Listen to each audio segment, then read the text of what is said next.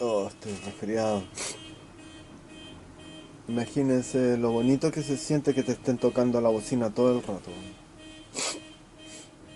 Pasaron unos borrachos golpeando la cortina metálica y debieron haber empujado ese automóvil que suena la alarma. Y yo quería mostrar este té exquisito, super class, premium. Aquí está la cajita. Miren cuán hermosa es la cajita.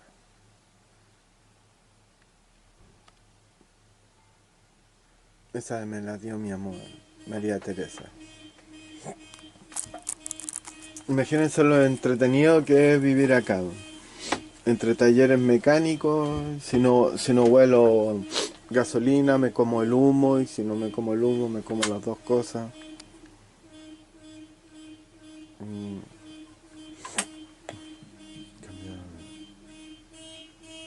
ah, así es como llega la luz aquí. Y esta cortina que me ha salvado la vida innumerables veces, porque corta la corriente de aire que se produce. O ese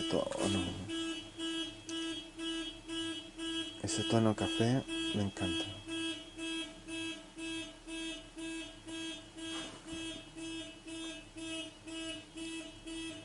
Ven a aburrirte conmigo, hermano.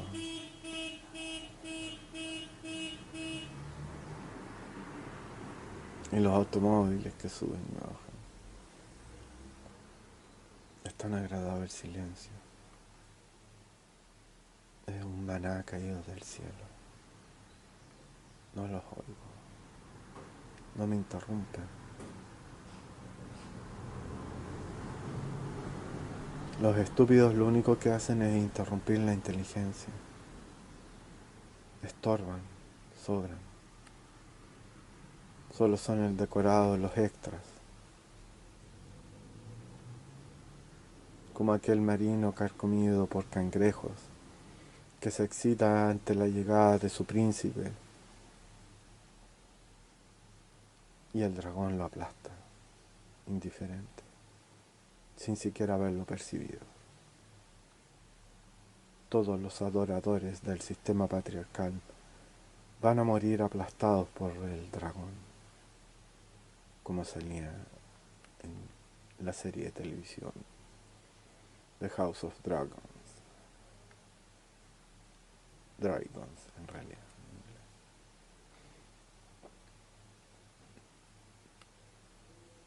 Buen desayuno, rico almuerzo, buenas noches, les matristiques.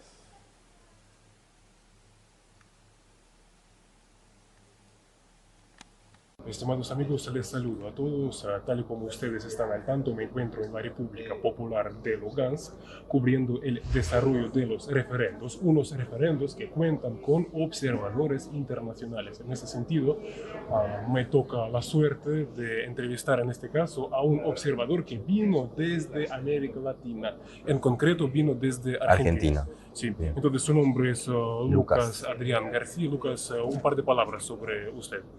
Bien, mi nombre es Lucas Adrián García, como me ha presentado, tengo 25 años y desde que tengo 18 años estoy involucrado en todo lo que tenga que ver con el fortalecimiento del compromiso cívico y la democracia. He participado en muchas elecciones en mi país y también en diferentes países observando, y hoy estamos acá en la República de Lugansk con un grupo de observadores internacionales de diferentes países, y lo que pudimos ver es una jornada democrática muy legítima y que está desarrollándose de una manera tal como nosotros esperábamos. Lucas, una pregunta que no puedo evitar haciéndole esta pregunta, Bien. porque yo sigo algunas publicaciones en la prensa occidental, si diríamos, y yo veo afirmaciones que no hay observación internacional, no hay nadie que siga el proceso, digamos, desde el exterior, que lo pueda hacer más o menos válido, objetivo. ¿Cuál sería entonces su comentario al respecto? Bien, lo que decís es cierto. Nosotros buscamos información y todo lo que encontramos es una contradicción a lo que nosotros estamos viendo acá, porque acá nos encontramos con un grupo enorme de observadores internacionales de diferentes países y cuando nosotros estamos en Latinoamérica o en diferentes partes del mundo vemos que por ahí la prensa siempre está mostrando algo totalmente diferente a la realidad que vivimos, lo que estamos viviendo acá. Eh, lo que yo puedo ver es que la gente acá está con una esperanza muy fuerte, con una alegría por el hecho de poder venir, votar, elegir qué es lo que ellos quieren, ¿no? Y yo creo que mi compromiso aquí con este proceso democrático legítimo es no solamente quedarme con esta experiencia, sino que también después llevar a mi país y llevar a la región y contar de que nosotros sí tuvimos este compromiso de venir de diferentes países y observar acá. Totalmente opuesto a lo que los medios están diciendo, ¿no? De que no hay observación.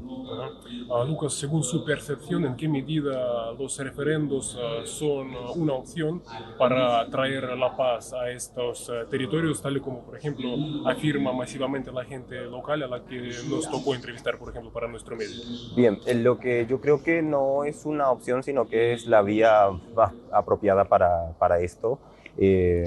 Así que, y es lo que también pude ver y hablar con personas de aquí de la ciudad y de diferentes lugares donde estuvimos observando, y desde mi percepción es la vía más correcta porque es darle voz a las personas. El referéndum vendría a ser un micrófono para la voz de los lugareños.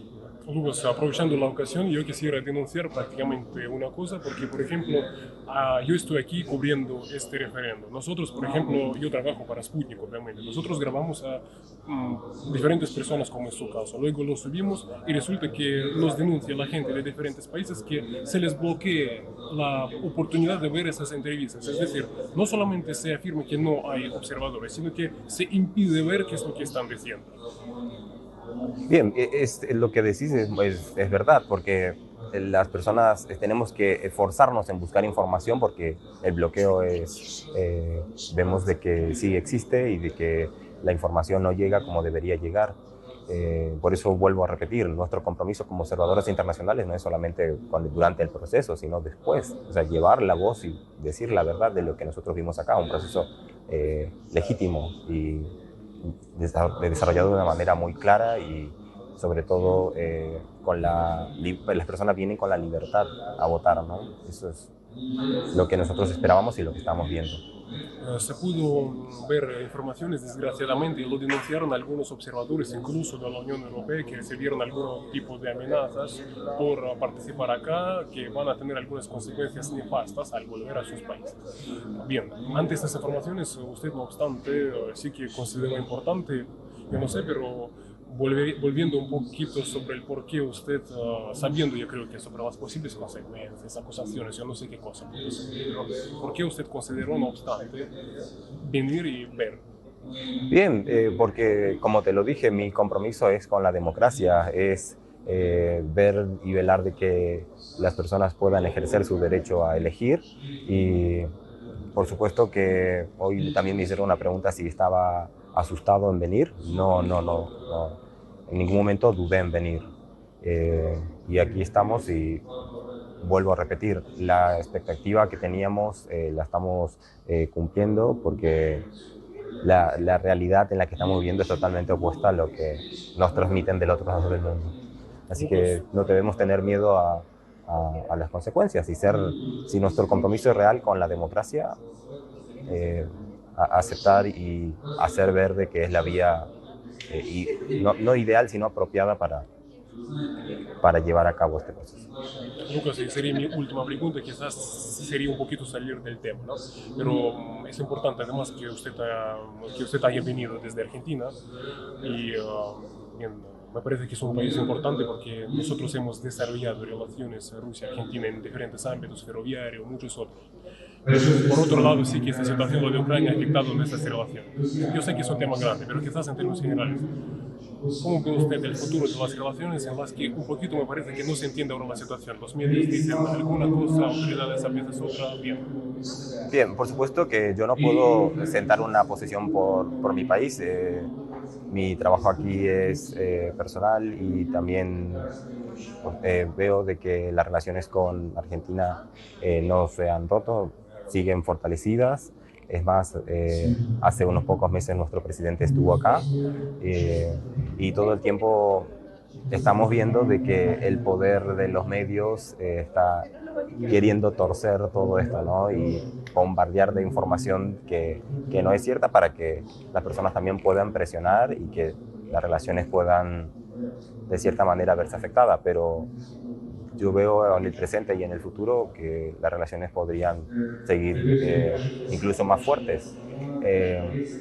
Yo recuerdo que hace unos pocos meses cuando el presidente estuvo acá mencionó de que Argentina podría ser la puerta de entrada de Rusia a Latinoamérica. Por eso lo veo con esperanza.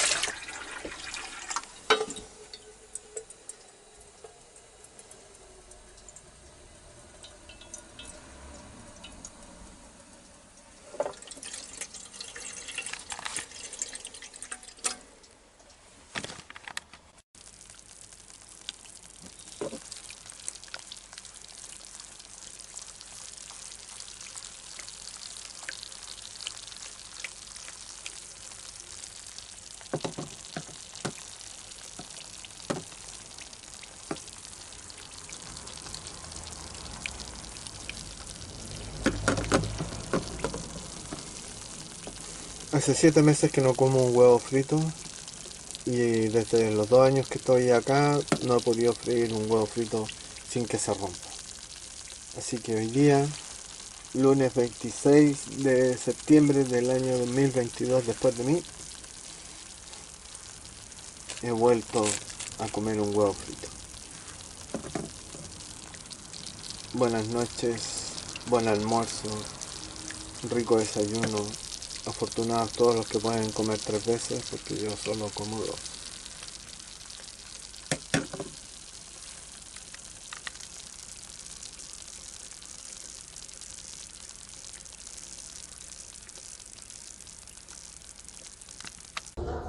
Estimados amigos, les saludo nuevamente y seguimos, digamos, observando a las personas que no existen según la prensa internacional, porque por ejemplo dicen que en los referendos que se están dando en los territorios que antes pertenecían o ahora mismo están decidiendo su futuro, entonces se dice que aquí no hay observadores internacionales. Yo lo he visto con mis propios ojos. ¿Qué es lo que ocurre? Ahora mismo se encuentra aquí Cato Arconada, es observador internacional, vino desde México. Así que, Cato, primero, bienvenida a estos lugares. Gracias por venir y por atender a nosotros. Bueno, Víctor, muchas gracias. Un gusto, un placer estar con Sputnik y con todo el pueblo ruso y también en este caso con todo el pueblo de Lugansk. Cato, ¿sabe?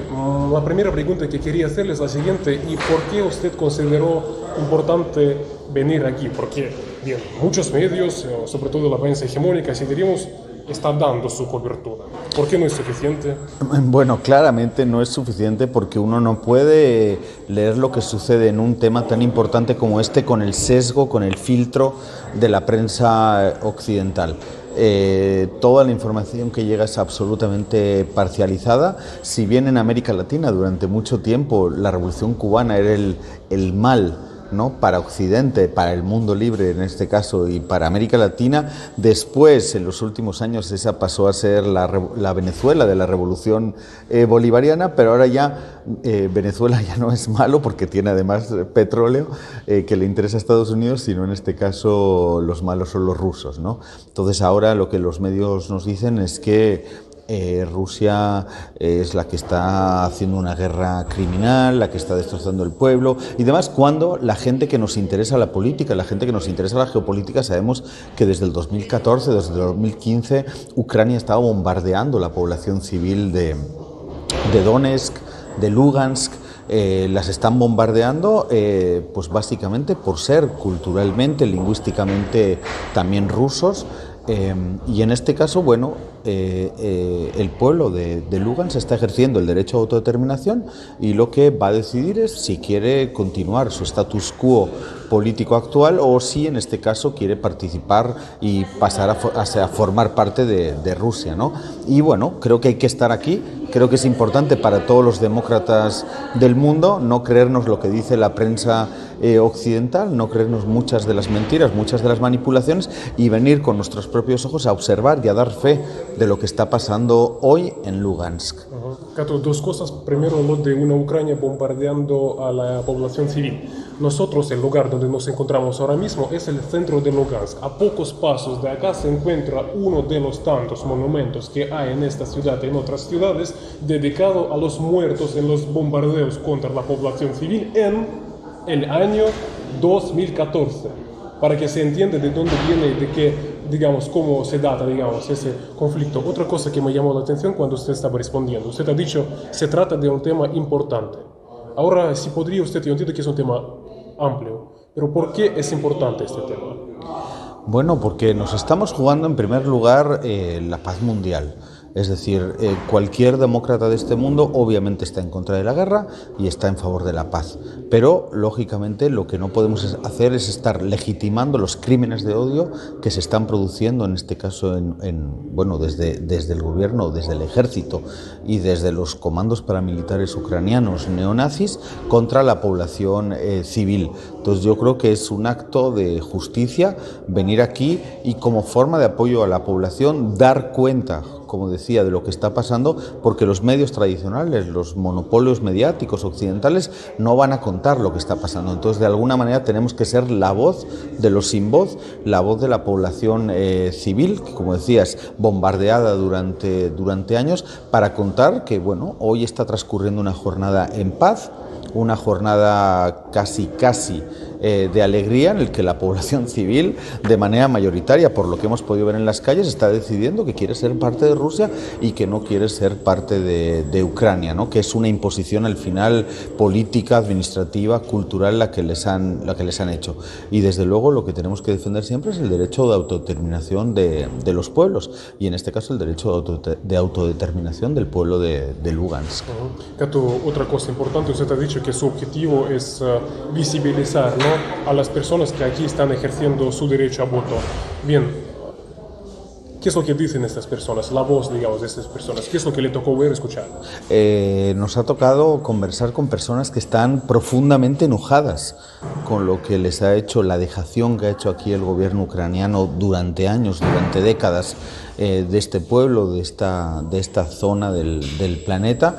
Y bueno, una población muy determinada a ser libre, una población muy determinada, en este caso, a ejercer su libertad, pasando a formar, a ser parte de Rusia, ¿no? Así, de esa manera, también se ejerce la libertad. Entonces, yo creo que, bueno, para mí es una lección de democracia la que nos están dando al mundo. Y además, bueno, en mi caso, y como militante de izquierda, que soy preocupado por la justicia social en el mundo, yo creo que es una lección de antifascismo también la que nos da el pueblo de Lugansk.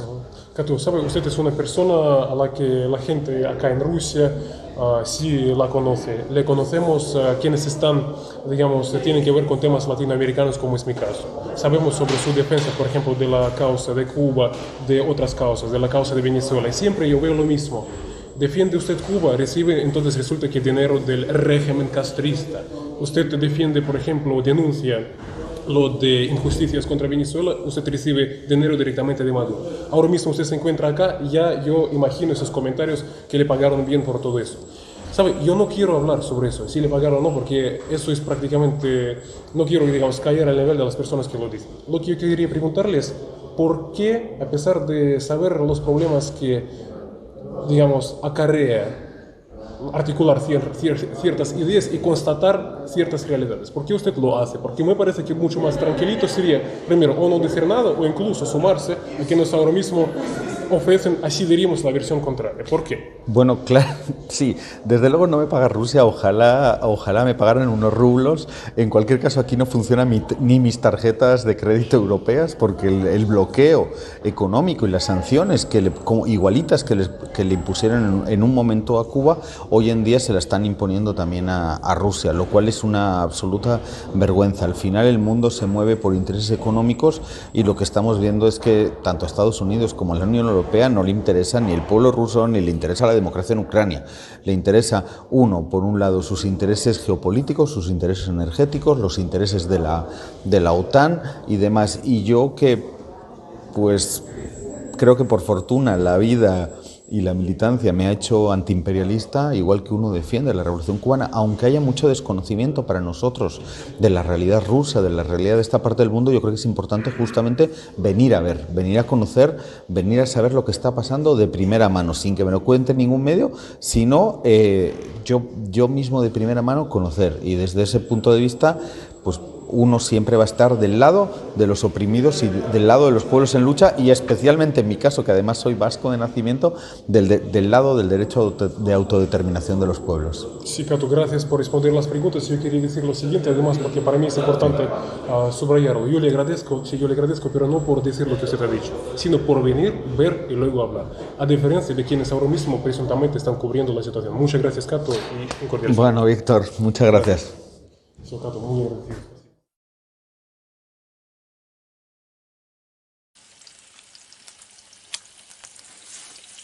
Me he vuelto completamente burgués. A las vienesas le voy a sumar tomate y le voy a sumar un huevo. Unos ricos huevos revueltos, como no he comido hace, ¿cuánto? ¿Un año? Mínimo. Año y medio incluso. Este sonido que para muchos sería un ruido, para mí es música.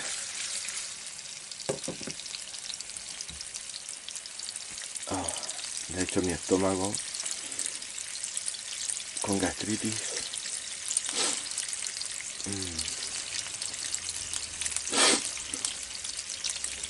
mis narices con sinusitis,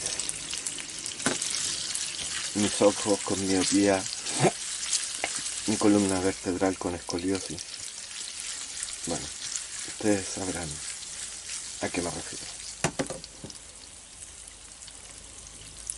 Buenas noches, buen almuerzo, buen desayuno, afortunados los que pueden comer 3 veces. Ha sido Les Matristiques.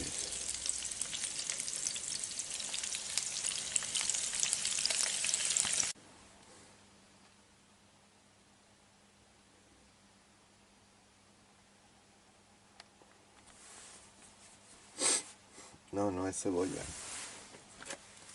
Es nuestro querido amigo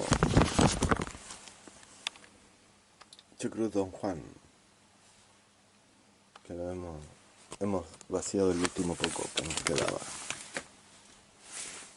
Esto no lo intenten en su casa, niños.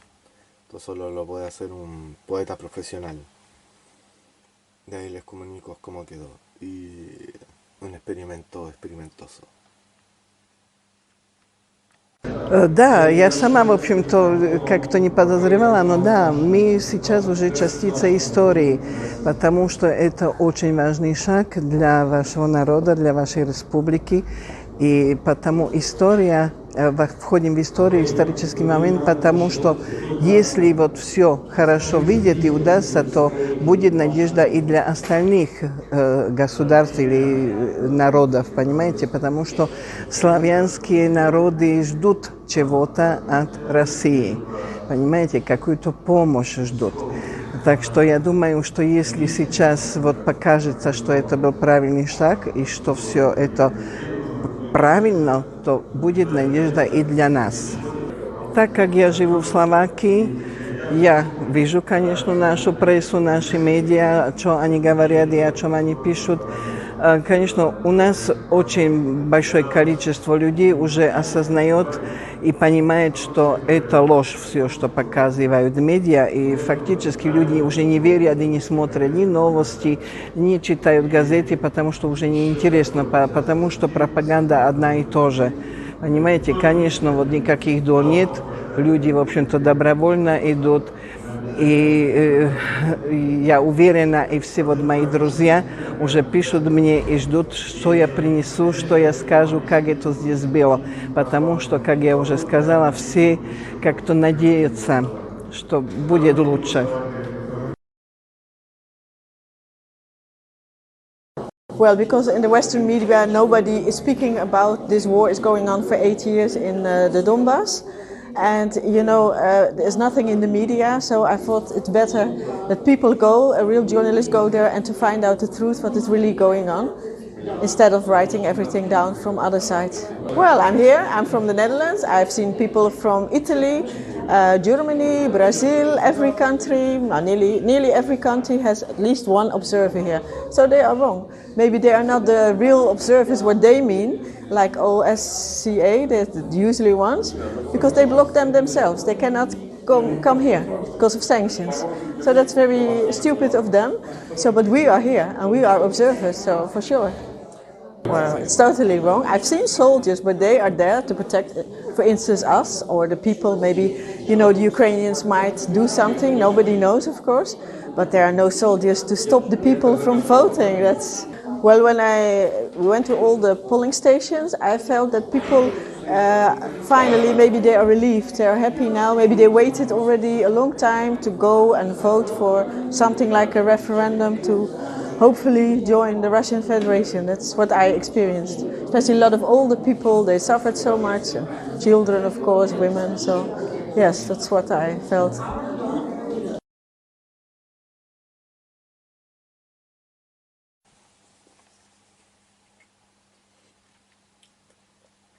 Sí, amigos.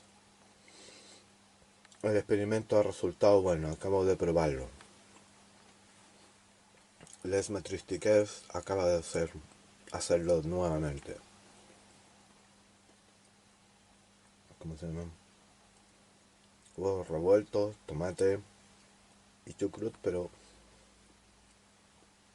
el toque del maestro es ponerlo una vez ya sin fuego y tibio, de tal manera que no se recaliente el vinagre, porque eso es malo. Ya da un sabor, un toque que me hace salivar aún. Esto háganlo en sus casas, niños, está plenamente recomendado por el maestro.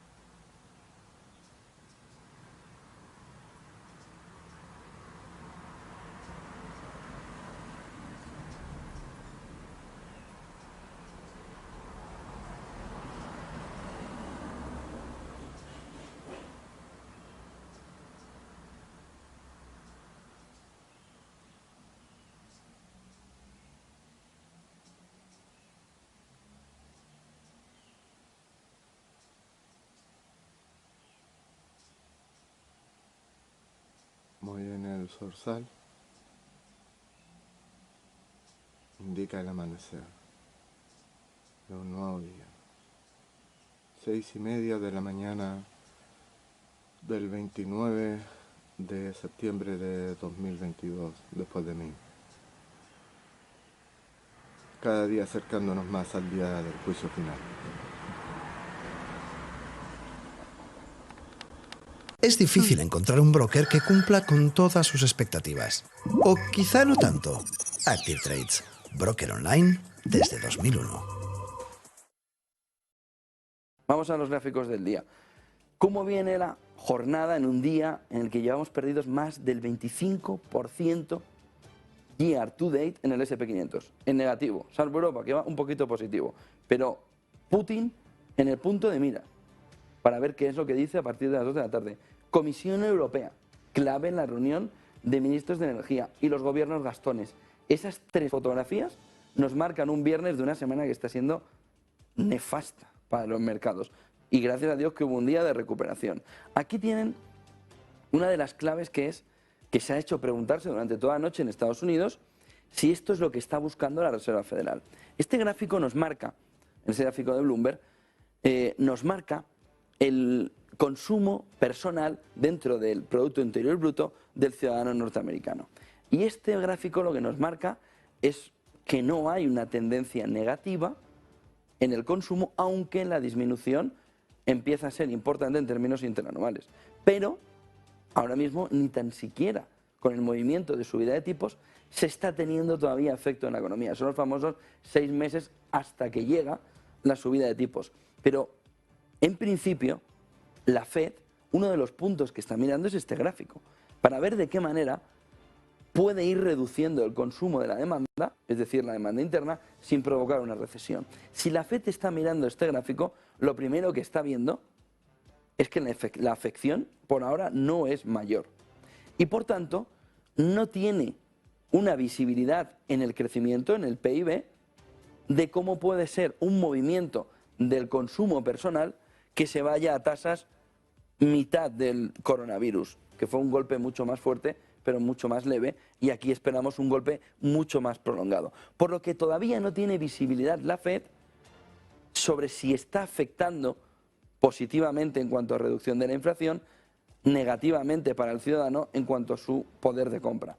Pero no tiene visibilidad. De ahí que ayer Bullard, cuando apareció otra vez, que no paran de aparecer los de la FED a dar todos los detalles de cómo ven el conjunto de la inflación, no puede decir que la inflación está controlada. Y ningún miembro de la FED lo está diciendo. No solo porque sería un mensaje muy negativo para el mercado, sino porque además no tiene visibilidad. Este es uno de los gráficos que la FED espera ver en negativo la demanda interna, ese consumo privado, y viendo cómo afecta a la tasa final del Producto Interior Bruto y al conjunto de la economía. ¿Por qué?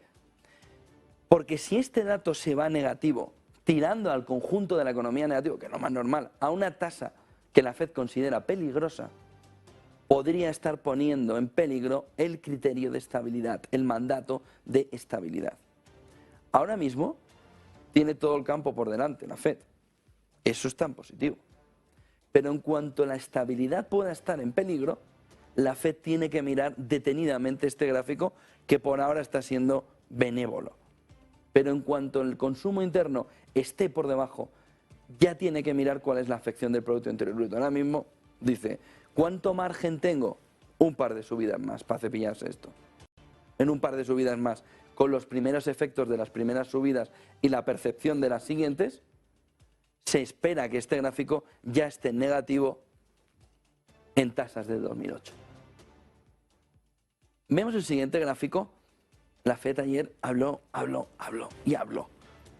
El otro punto importante es esta inflación, cómo va acelerando hasta el 10,9% en este gráfico de Bloomberg, en otro récord de la economía alemana. Miren, el principal problema en la mente de un economista alemán está la inflación. Fue el gran problema que hubo cuando hubo el problema de la hiperinflación y las consecuencias que hubo en el siglo XX respecto al periodo de entreguerras. El problema de la hiperinflación en Alemania está metido, profundamente en la conciencia de los economistas alemanes.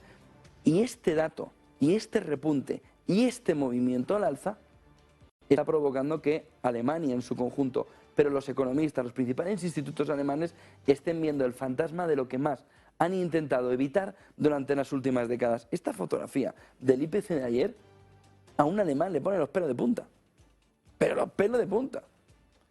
Sabe que el año que viene no la va a poder controlar en términos medios. Ya se lo están diciendo todos. Que si este año está en el 8 final, estará en el 8,8. Si está en el 8,4, que son otros de los análisis, se va a ir al 8,8-9%. De tal manera que tiene un periodo inflacionario de 1 año y medio. ¿Cómo comienzan los periodos de hiperinflación? Con una inflación desbocada en la fase inicial. Para luego entender que se ha controlado y tener el verdadero repunte inflacionario. Alemania en hiperinflación entra en pánico. Bueno, en hiperinflación. Alemania en el 20% entra en pánico. Sí, ya lo están casi. Alemania en el 20% entra en pánico. Y no está teniendo el apoyo de un euro fuerte para ayudar en la lucha contra la inflación. Miren el siguiente gráfico que nos marca esta mañana la proyección para el año que viene del crecimiento de las economías. Si veíamos en Alemania ese movimiento inflacionario, piensen que España ya, con todo el dopaje, está en el 9%. Ya encontró el pico, gracias al dopaje, y lo tiene hacia abajo. Pero los alemanes también están dopando, ¿eh? Y no están consiguiendo controlar. Miren este gráfico de la OCDE, que nos marca como Alemania, de los 7 países que forman el G7, es el único que para 2023 tiene un crecimiento negativo ya marcado, que estaría un poquito por debajo del 1%, en torno del 0,7, 0,8, 0,6, mientras que vemos un movimiento de Japón de inflación muy débil, muy poquita inflación, pero un crecimiento robustillo para los tiempos actuales del 1,3. Italia, con todos los problemas ahora mismo de golpe del petróleo y del gas ruso, mantendría un crecimiento mínimo del 0,3. Reino Unido tímidamente se va a recesión, 0,1. Estados Unidos mantendría en 2023 un crecimiento del 0,5%. Canadá lo mantendría en el 1,5% y Francia en el 0,5%. Este es el problema. Porque este solo puede dar malas noticias, pero ahora mismo se le ve de lejos. Pero este es el gran problema, porque Alemania está pensando que con la billetera sobra y que va a meter 200.000 millones y que con eso resuelve el problema. Pero 200.000 millones son, 1, inflacionarios. 2, no es la solución al problema. 3, 200.000 millones no arreglan una economía para estar en términos positivos. Este gráfico lo que nos señala es que el ojo del huracán ahora mismo en el corto plazo está en Reino Unido, pero en el medio plazo lo tenemos en Alemania. Este gráfico lo que nos marca es que Alemania está en una situación complicada para entender además cómo sale de esto. Es decir, aquí nos falta primero que se confirme y luego ver el 24. Cómo recupera la economía alemana a base de chequera, intentando evitar inflación, el crecimiento económico. Porque si la espiral alemana ya es inflacionaria, difícilmente va a recuperar el crecimiento sin incurrir en más inflación. Y ahí viene el problema general que ahora mismo el mundo ve en Alemania. Locomotora europea y con una losa encima que no puede con ella. Reino Unido tiene sus propios problemas, que se llaman Liz Truss, y un gobierno completamente ineficaz, poco formado, poco preparado y sin capacidad de reacción. Pero son otros problemas. Los alemanes ahora mismo tienen a Scholz intentando hacer algo con el gas, que ya vieron lo que hizo cuando se fue a Arabia Saudí, traerse migajillas, pero Reino Unido tiene un problema de fondo de medio y largo plazo de su economía también. Tiene un problema de ver cómo Liz Truss llega a las elecciones y se va cuanto antes. Eso es lo mejor que le puede pasar a los británicos ahora mismo. Que haya elecciones reales, es decir, elecciones del pueblo votando, no del partido. Miren el siguiente gráfico que nos marca esta mañana las notas económicas que está viendo el Banco de España para ver cómo se va debilitando la economía. Miren el siguiente gráfico. Este es el informe que se publicó ayer. Y ayer teníamos en en el programa a José María Oquín, que nos decía, dato de IPC, 9%. El gobierno no va a ver muy bueno, pero esto significa que la economía ¡clax!, se acaba de frenar. Se ha disminuido un punto porcentual porque la demanda interna ha dicho que no mueves un duro de aquí, que no me lo toques. Hombre, luego llega Montero y te lo coge, pero tú no lo toques de entrada. Dice el informe en el resumen, en el tercer trimestre de 2022, del que no tenemos datos de Producto Interior Bruto ahora mismo, los últimos datos los tenemos sobre el segundo trimestre, las empresas españolas han percibido que se está produciendo un cierto deterioro de su actividad y un debilitamiento del dinamismo del empleo. Meses de verano, o con la fotografía, meses de verano, donde la gente ha consumido a expuertas. La heterogeneidad por ramas de actividad es elevada, es decir, lo van a ver enseguida. Turismo, fenomenal, pero ¿y el resto? En particular en las ramas de servicios, hostelería, turismo y ocio, que se han beneficiado del fin de las restricciones asociadas a la pandemia y están mostrando una evolución más favorable en el tercer trimestre.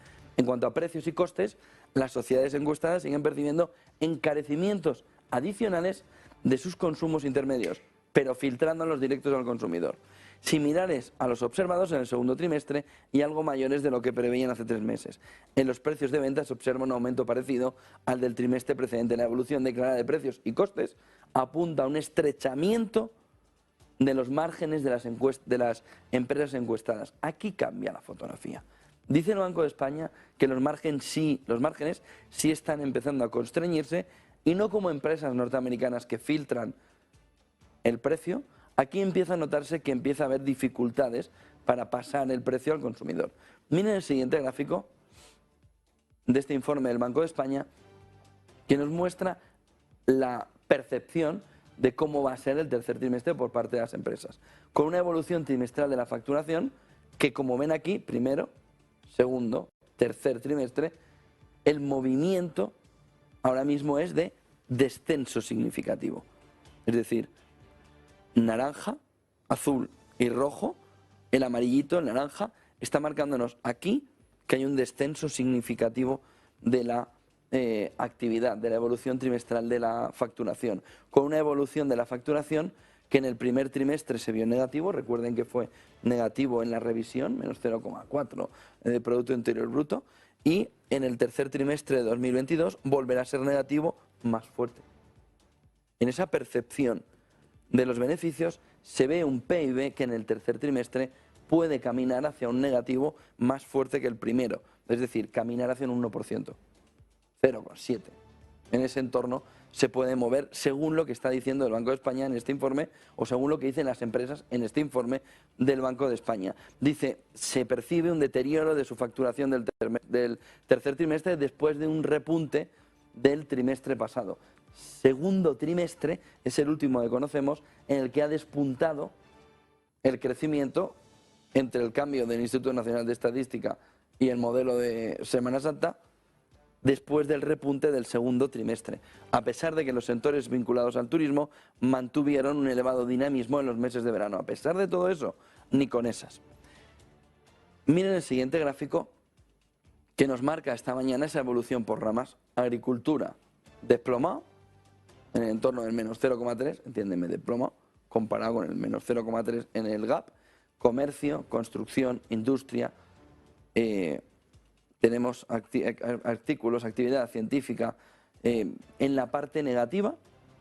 Tenemos, por otro lado, información y comunicación, transporte, hostelería y ocio, entretenimiento en positivo. Y en esa evolución trimestral, como ven ahí, ven que el trimestre actual seguirá siendo débil, pero que el siguiente es negativo, negativo, negativo, que es más o menos lo que ha reflejado el PIB en el segundo trimestre respecto al primero y con la perspectiva del tercero, que es un segundo que se ha salvado, un tercero que no lo salva nadie. Miren el siguiente gráfico en el que vemos esta mañana también cómo la libra esterlina ayer tuvo una entrada muy importante del Banco de Inglaterra. Este es el momento, fíjense qué bonito el gráfico, de la intervención del Banco de Inglaterra en la segunda inyección, el segundo impacto del día.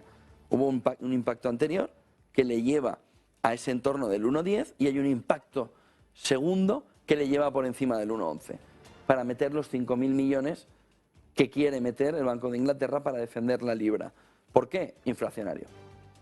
Quiere 13 días de paz, de inflación, para intentar, entre otras cosas, arreglar numéricos de cómo va la inflación en Reino Unido. Pero aquí tienen el momento en el que entra el Banco de Inglaterra, inyecta y tira para arriba la libra. Miren el siguiente gráfico que nos marca esta mañana de qué manera están comportándose las monedas frente al dólar. No, es que el dólar, gráfico de Bloomberg, es que el dólar está... las demás monedas son muy flojitas, el dólar no está tan fuerte. Bueno, no está tan fuerte. Miren el movimiento desde el 31 de diciembre del 21 al 27 de septiembre del 22. La libra, menos 20,7. El yen, menos 20,5. Las dos monedas atacadas desde hace meses. El won surcoreano, 16%. El euro, 15,6. El peso chileno, 13,7. Y así, salvo el real brasileño y el peso mexicano, salen en la fotografía absolutamente todas. 8:41, el dólar se está tomando un respirillo hoy. ¿Estáis esperando? ¿Mirando? Sí, sí. Vosotros despreocuparos que ya entraré. Muy buenos días, pues ha acabado septiembre. En este sábado la parte fundamental que podemos entender es que se ha dejado atrás ya uno de los meses más complicados del año y que ha sido uno de los meses no solo más complicados para el inversor, sino más en negativo que se podía esperar. No es porque septiembre sea un mes malo solo, sino porque este ha sido un mes especialmente malo en septiembre. Este septiembre ha sido especialmente malo. S&P 500 inicia octubre en 3.585, perdidos todos los soportes que pudiera haber. No se ha visto una semana así de negativa desde el inicio del coronavirus. Ahí en esa época el mercado también cayó en un entorno muy parecido mensual como el que tenemos ahora. Nos estamos acercando al entorno del 28-29%, de 30% de caídas en el S&P 500 si siguiera un poco la tendencia actual. Ahora mismo la caída year to date del S&P 500 supera con fuerza ya el 25% y espera sobre todo ver cuál es la tendencia en octubre. Hay quien dice Uptober, es decir, octubre hacia arriba, dicen los americanos. Esta noche se estaba diciendo que en el mercado se tenía que vivir un rally modelo Uptober. Es verdad que el GPS del Nasdaq Term marca que octubre es un buen mes hasta la última semana y media. A partir de ahí hay un movimiento de caída otra vez. Pero lo importante ahora mismo está en que está todo patas arriba y que cada decisión que se va tomando por parte de gobiernos y bancos centrales no se sabe si mejoran o empeoran la situación. Bueno, en el segundo caso, en el primero de los gobiernos, la están empeorando constantemente. La fotografía nos marca este sábado como modelo de reflexión cómo los errores al final se terminan pagando y corrigiendo. El primero de ellos es el del gobierno británico, que en un alarde de ser nuevos, bueno, se puede decir, si se dice de otra manera no sería demasiado razonable el comentario, pero en ese modelo de ser nuevos pusieron un movimiento de más de 45.000 millones de libras encima de la mesa para intentar estimular, poner encima de la mesa tranquilidad en el mercado, y sin embargo lo que han convertido es un tsunami para las finanzas británicas, que ha tenido que llevar a una intervención del Banco de Inglaterra de 65.000 millones. Ahora mismo la libra no es libre, está intervenida. Ese movimiento por encima del 1,10, del 1,11, lo único que refleja es que el Banco de Inglaterra se está gastando lo que dijo, 5.000 millones de libras cada día. Cada día. 5.000 milloncitos encima de la mesa para intentar sostener lo que dentro de 8 días va a ser prácticamente insostenible. Que es una vez que pase el periodo de 13 días de intervención, vamos a ver el movimiento libre de una libra, que lo va a tener muy complicado porque el mercado se va a cebar con ella, salvo que tenga otros horizontes o salvo que tenga otros objetivos. Yen y libra ya están atacados e intervenidos, por lo que aquello que decía tanto el Banco de Inglaterra como el Banco de Japón de que no intervendrían quedó en papel mojado, está intervenido, y el euro, que nunca ha dicho que no interviniera el Banco Central Europeo, tiene el mecanismo antifragmentación prácticamente preparado para el momento en el que tenga que ser utilizado. Reino Unido es la primera clave que el fin de semana hay que analizar. Por ahí puede venir un crash financiero si no se hace lo que ahora mismo ha dicho Quarten anoche. Dijo que iba a meterse en un constreñimiento fiscal, que iba a poner las finanzas públicas en la búsqueda de una reducción de la deuda, del déficit. parece un poco raro después de haberle metido al mercado 45.000 millones de estímulo fiscal en un momento en el que la inflación en Reino Unido camina hacia los récords. Entonces, que ahora diga que se va a meter el cinturón fiscal para intentar contener esa inflación, pues suena ahora mismo a cachondeo en el mercado. La has liado parda, has metido un movimiento de crisis financiera en el que todo el mercado y todos los actores del mercado han entendido que estás poniendo en peligro la seguridad financiera del sistema global. No has dado marcha atrás, has dicho que vas a seguir defendiendo a tus ciudadanos por encima de todo y que el mercado te da lo mismo, y ayer por la noche ya directamente sí que sales a cambiar toda tu versión, por lo que esas obcecaciones por parte de gobiernos poco preparados que acceden ahí de la manera en que ha accedido el británico, que es a dedo por sus propios colegas de Partido Conservador, pues trae las consecuencias de lo que están trayendo ahora mismo, que es el elemento final que nos faltaba en la fotografía para el desorden total. El otro punto clave del día viene en el entorno de lo que está sucediendo en Ucrania.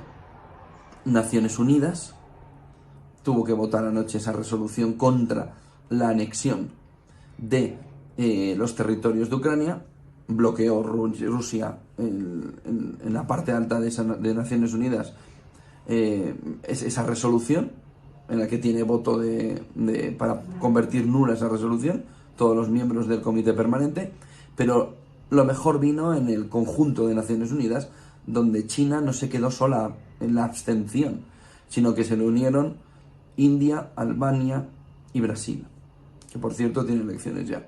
Vamos a ver cómo terminan, pero el movimiento ayer fue un movimiento importante de ver que Rusia tiene el apoyo en la abstención, es verdad que no en el voto en contra, pero sí en la abstención de China y también de otra serie de países que empiezan a sumársele, BRICS en este caso. Vamos a ver, la reacción de Biden fue la de señalar Nord Stream con el tema del sabotaje. Blinken sí que dijo que no se iba a respetar esa anexión de las regiones de Ucrania, que ayer tuvieron ese festival para la celebración, y Blinken, desde Estados Unidos, secretario de Estado, dijo que no se iba a aceptar, por lo que sube la tensión ahí. El tono, el discurso de Vladimir Putin fue de enfrentamiento, es decir, fue un discurso donde la respuesta por parte de Estados Unidos y Occidente no puede mediar medias tintas, porque no te han dejado opción para tener medias tintas, y sin embargo, la puerta abierta a una negociación que fue cerrada por Zelensky, en decir sí, pero sin Putin, abre la puerta a que el mercado pueda ver, y la economía, los negocios y la geopolítica en general puedan ver en el medio plazo que una vez cumplido el tema de la anexión, y vamos a ver cómo responde Occidente, puede haber una esperanza de paz matizada en el entorno de entender cómo quedaría Ucrania, con qué fotografía quedaría Ucrania. Pero la apertura del discurso de Putin diciendo, tendiendo más o menos la mano a negociar una vez que esto ha quedado atrás, Occidente no considera que haya quedado atrás. Y vamos a ver cómo va profundizando. La tensión ahora mismo geopolítica está en niveles máximos desde los 90. Es decir, ahora mismo no se veía algo parecido desde el final de la Guerra Fría, o incluso desde un poco antes del final de la Guerra Fría. Vamos a ver cómo la geopolítica no va empeorando la fotografía global, no va empeorándose la fotografía global también directamente entre los distintos gobiernos y las distintas decisiones que se vayan tomando en el entorno de la guerra de Ucrania. Habló también Stoltenberg, la OTAN, habló Biden de que se defendería cualquier mínimo territorio de la OTAN, es decir, dijo every inch, para nosotros sería cualquier milímetro del área de la OTAN. El otro punto importante en ese entorno está en lo que dijo ayer Blinken y también Stoltenberg sobre la entrada de Ucrania en la OTAN, porque ahora mismo Ucrania no es territorio OTAN, por lo que no hay que salir a defenderle como OTAN. Se le puede apoyar en el concepto OTAN, pero no se tiene la obligación de lo que dijo Biden, que es intervenir para defender cada milímetro. Y lo que se planteó ayer era si se podía hacer una integración en la OTAN de manera urgente como Suecia y Finlandia. Y Blinken dijo, hay un camino que se tiene que cumplir. Ojo a esas palabras de Blinken, que lo que apuntaban es a que Ucrania no entraría de manera inmediata en la OTAN y que si lo hiciera, lo haría por el mecanismo normal. El mecanismo normal, puede tirar 10 años, al paso en el que va el mecanismo de entrada. Suecia y Finlandia han conseguido un mecanismo acelerado, y esa puerta todavía no se le ha abierto a Ucrania. Se le ha abierto la puerta de la OTAN, pero no la puerta de un mecanismo acelerado, lo que frena el tener que responder por parte de la OTAN para defender esos milímetros o esos every inch que decía ayer Joe Biden. No hay obligación para los miembros de la OTAN de salir a defender militarmente Ucrania si Ucrania no está dentro de la OTAN. Ayer se publicó, volviendo a lo económico, el GDP Now de la Fed de Atlanta, que nos ha marcado cómo va a ser el tercer trimestre. Bueno, la sorpresa fue brutal días después de que se conociera que podría estar en términos negativos la economía norteamericana. Estaba en el más 0,3 y sin embargo el movimiento ahora es de que será más de un 2%, de que estará en el entorno del 2,4% el crecimiento de la economía norteamericana en el tercer trimestre, rompiendo las opciones de un tercer trimestre negativo. El gráfico, que lo pueden ver aquí, nos está marcando un movimiento brutal de ascenso en el tercer trimestre de la economía norteamericana. Un ascenso totalmente brutal que va impactado por dos cuestiones, dice la Fed de Atlanta: por las exportaciones y por el incremento del consumo interno, que decían ayer analistas como Leeds & Saunders no esperen que vaya a continuar, sino que esto que están viendo aquí en ese GDP Now de la Fed de Atlanta durará para lo que ha durado, que son los meses de verano. Pero señala que tanto exportaciones como demanda interna han tirado hoy mucho y por tanto empujan a la economía norteamericana a tener finalmente un trimestre, según el GDP Now de la Fed de Atlanta, muy en positivo, muy por encima del 2%. Y ese es uno de los datos económicos que hay que mirar. Empieza ahora todo el movimiento de resultados empresariales, que es la gran clave fundamental para entender por dónde va a ir esto. Estamos ya en tiempo de blackout period, ya las compañías no pueden hacer autocartera porque están justo a punto de la presentación de resultados, autocartera en Estados Unidos, el blackout period es allí, y hay que mirar de qué manera eso también puede afectar a liquidez, movimiento de acciones y a la rentabilidad. En el corto plazo, unos inversores que en blackout period y después del mal septiembre que han tenido, pierden una de las esperanzas para el crecimiento del mercado. Como ven, la fotografía ahora mismo es de estar todo patas arriba. Y no hemos nombrado Nord Stream, donde el lío es morrocotudo. El lío ahora mismo es espectacular en el entorno de Nord Stream, geopolítico, ecológico. 800 metros ya están contabilizados de huella de metano, con un contenido de emisiones de CO2 bestial, y económico, porque la ruta del Báltico puede empezar a tener problemas de navegación precisamente por la emisión de metano. El mercado en 3.585, SP500, por debajo ya de los 3.600. Vamos a ver el October, si de verdad llega o no tiene nada de Oktoberfest este octubre.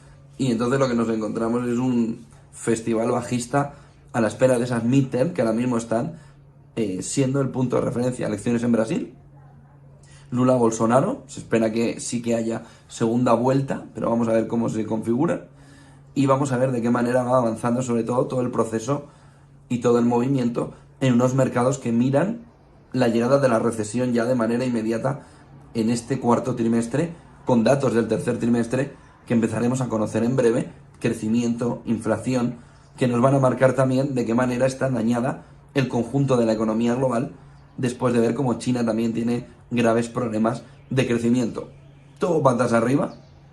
Lo mejor es que, hombre, iba a decir, no puede empeorar, sí puede empeorar, pero lo mejor es que tenemos una base a la que mirar ya y tenemos un recorrido al alza muy importante si los fundamentales de los resultados empresariales y si se aleja la recesión empiezan a ponerse encima de la mesa, o si la recesión es más leve de lo que se prevé ahora mismo, que es un trompazo descomunal de las economías, no solo de Alemania, sino de Europa y de Estados Unidos. Buen sábado y buen negocio.